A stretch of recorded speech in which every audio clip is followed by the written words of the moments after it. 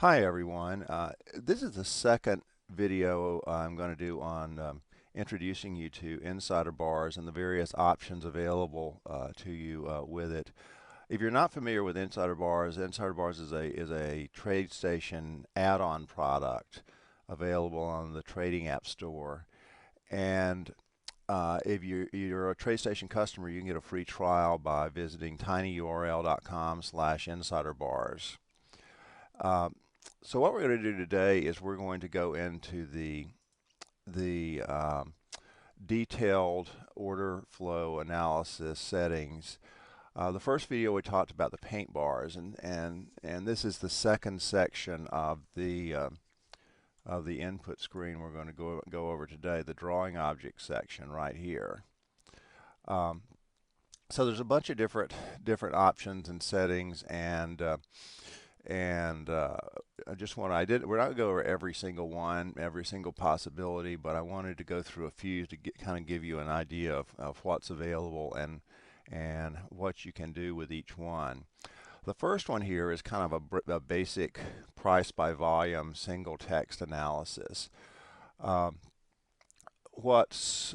Basically you're showing the volume traded at every price displayed in text to the right of the price bar. And if you're using candles or something like that, and you want to display the text on the center, or if you got another tool that uses the right section of the bar, you can change the alignment to make it center or left here as well. So a lot of flexibility there.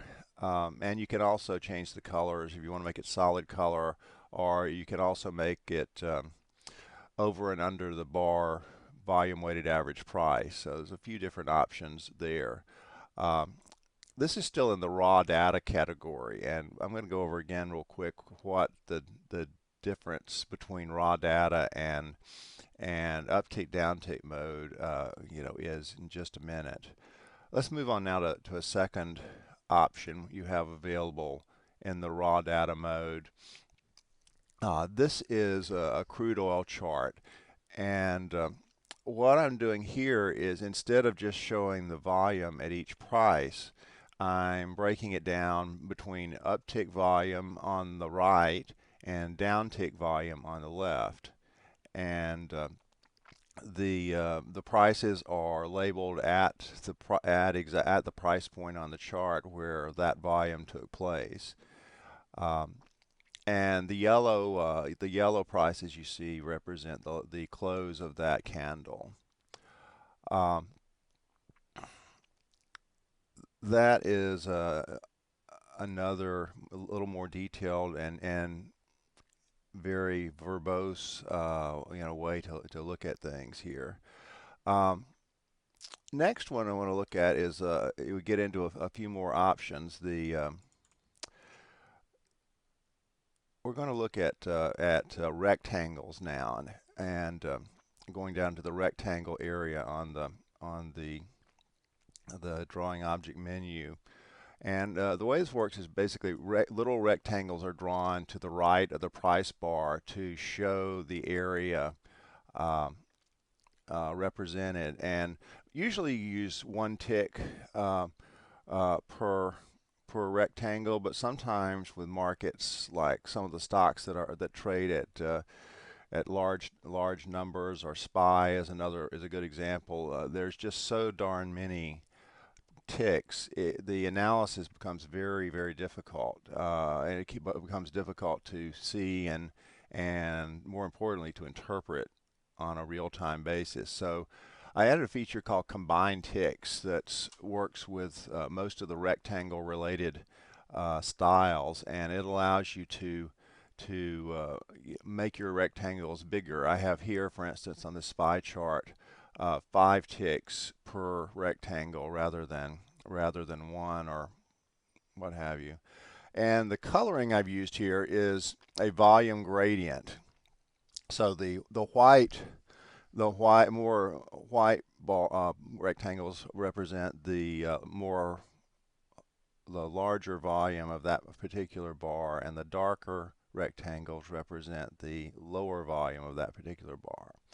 Again, this is not really getting into bias, up or down bias. This is just showing where the volume is on a particular bar.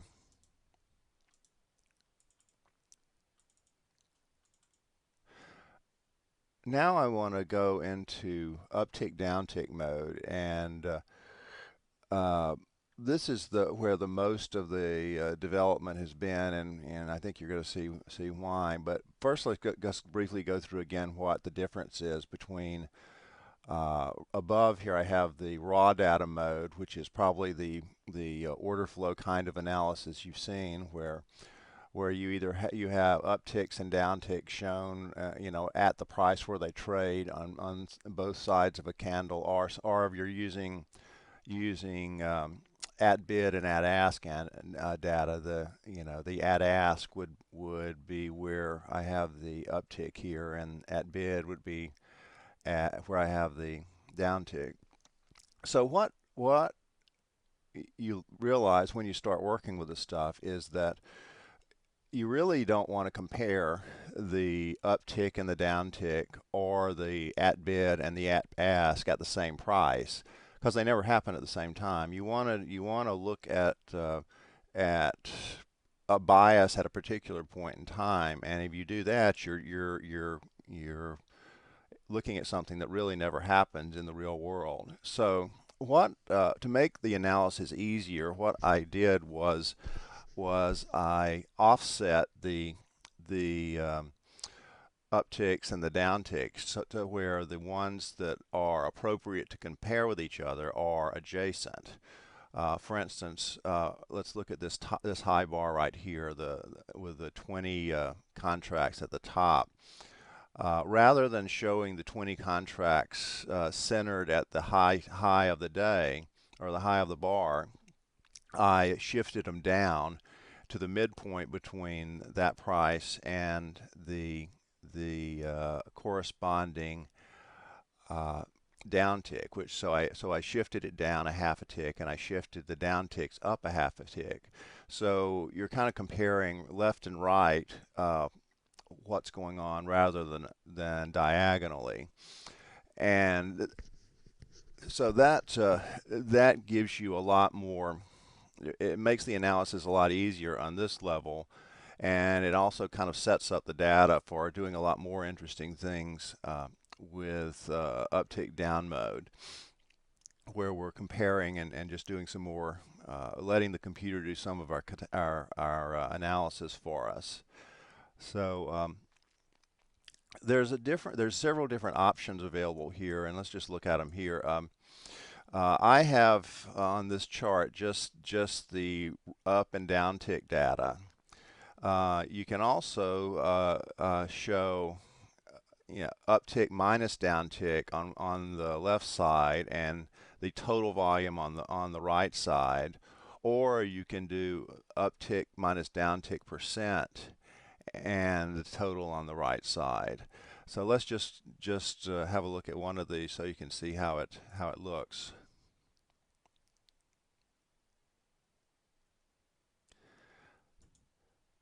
So what we have here is there were 14 more upticks than downticks at this uptick downtick pair, and a total of 26 contracts. And if you go back up to our comparison chart up here, you can see what we're doing. You see you have the 20 here plus the 6 here gives the 26. And the other option is to show it in percentages. So let's take a peek at that also. So you can see here 54%, it was plus 54% up at the top, 0, minus 26, minus 100 at that point. And you can see it on a more apples to apples basis to see how one-sided, one way or the other, the market is at a particular point in time. So let's go on to another thing you can do with this. This is the similar to the chart, and I showed in the sample workspace, and it's got a lot of different stuff here on it. Let me just go through it. So this is an uptick downtick mode chart, and text plus rectangle, and let's just look at all the different things. So first of all, I'm using upticks minus downticks as the text display. So for instance, this particular price point right here, there are 224 more upticks than downticks at that point. The the text color is something I have not talked about a lot. It's called volume threshold. And basically what it allows you to do is to set threshold levels so you can easily see when a price point has a lot of volume. The Here you see the gray volume or the low volume under the minimum threshold, and this is a 1 minute ES futures chart, and the minimum is 1,000 contracts, and the high threshold is 3,000. And you can ordinarily this is when I'm doing this video, the volume is pretty heavy. We're having some pretty heavy down days, and so probably most of the time you'd want thresholds a little bit lower than this, but for right now, this gives you a good peek at at kind of where the heavy volume is in the bars. So the gray text is low volume. The yellow is over 1,000, and then the white volume is over 3,000. And note that this is total volume for the bar. It's not the net volume you see displayed here. The coloring is based on the total volume. So so that's what's going on there.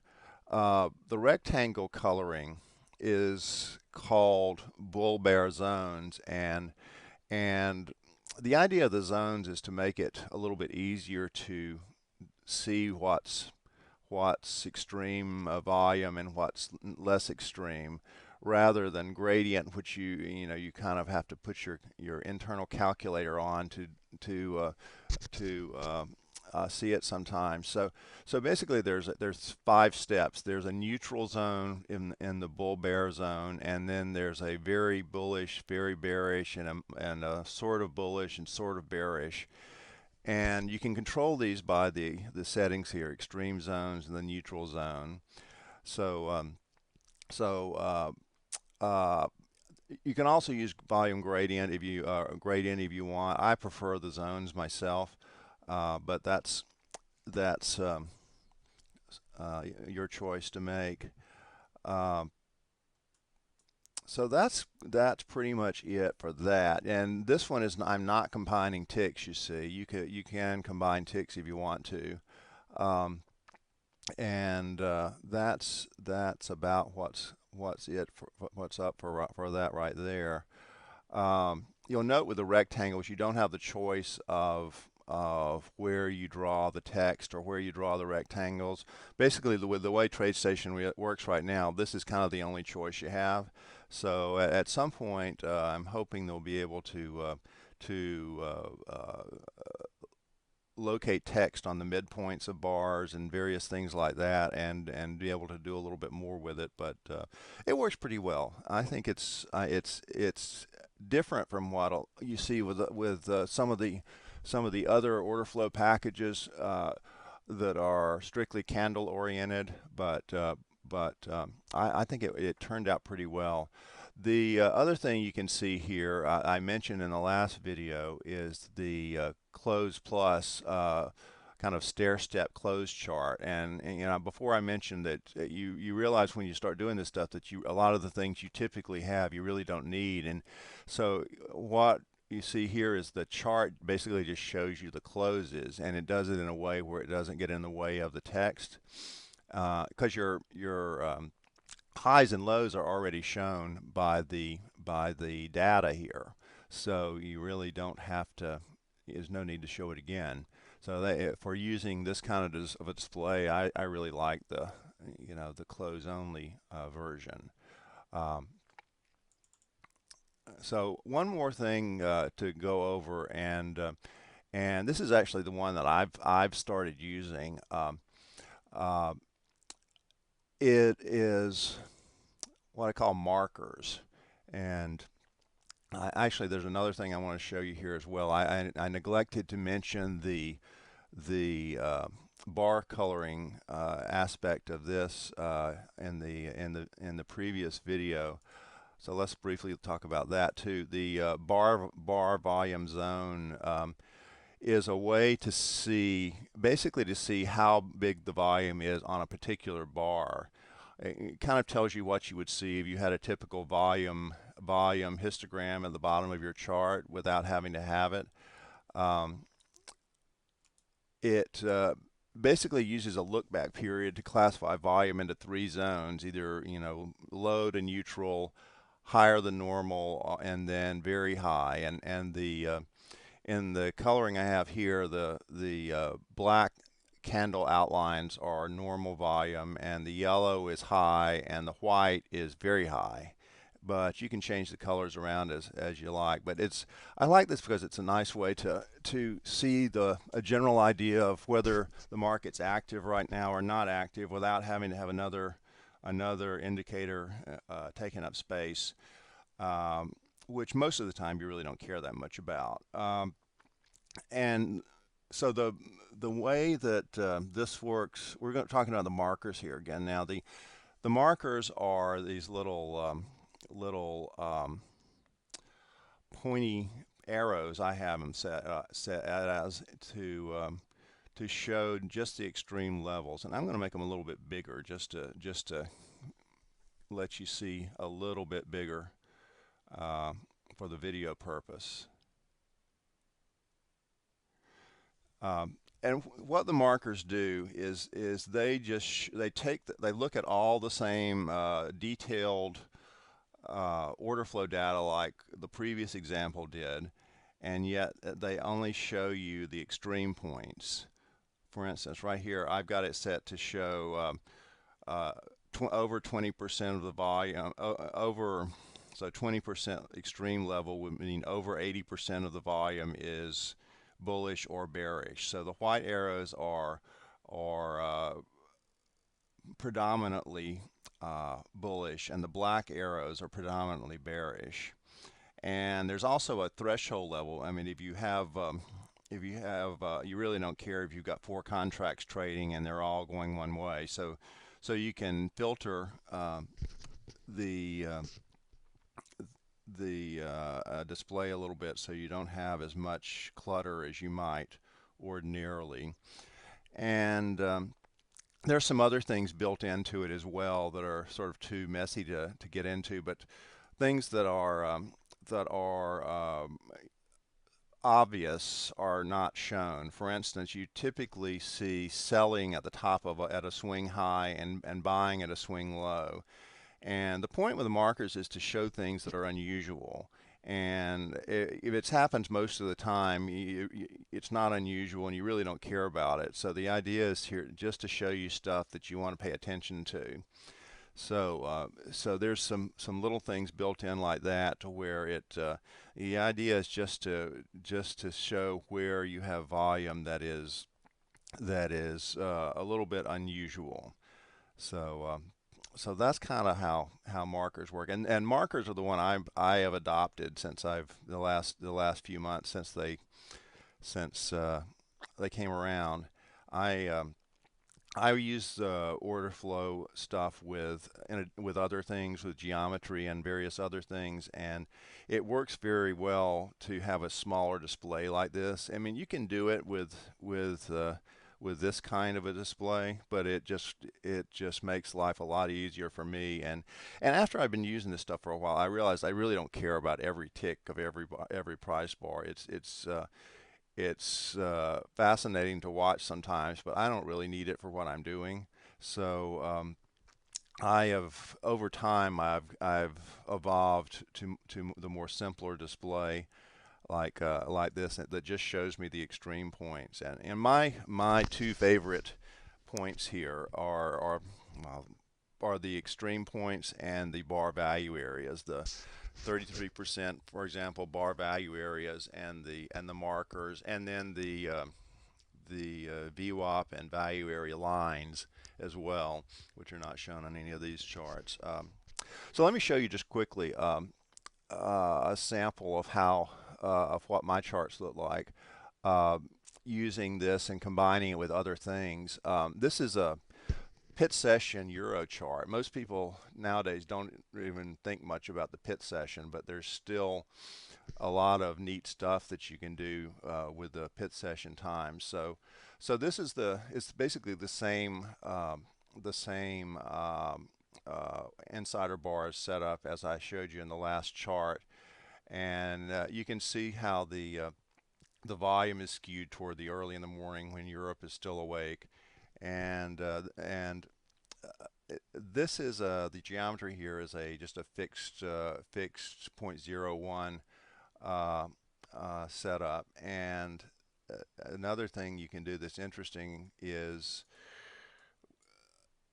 look at some things on the pit session based on the pit session itself. And oops, that's not what I wanted. The there's some fascinating things about the pit session that a lot of folks just don't have long forgotten, perhaps. But there's still sort of an energetic imprint from the days of the futures pits, of the currency pits and the bond pits. And same thing works with bonds. Same thing works with crude oil as well. There's there's analysis that you can see, like this is the geometry I'm showing you here is the percent change from the open. So the square is 1%, and let's say right here the rally here into this black line here is a 0.5%, since the whole square is 1%. And same thing back here, same low here. This is a 0.25%, and all these things are you basically wouldn't see them unless you looked at the currency pit data. So something to think about. You can there's a lot of little tricks out there that folks have forgotten about. Since markets have gone 24 hours. And I'm going to do a lot more videos on this stuff in particular. But I thought it would be neat to show you while I was showing you how you can integrate insider bars into your other techniques. So and there's some more things here. There's gonna be one more video about the basic stuff and insider bars, and I'll get into the VWAP and the value area and all that kind of stuff then. But so I think I'm gonna call it for now and this one, and stay tuned. More's coming.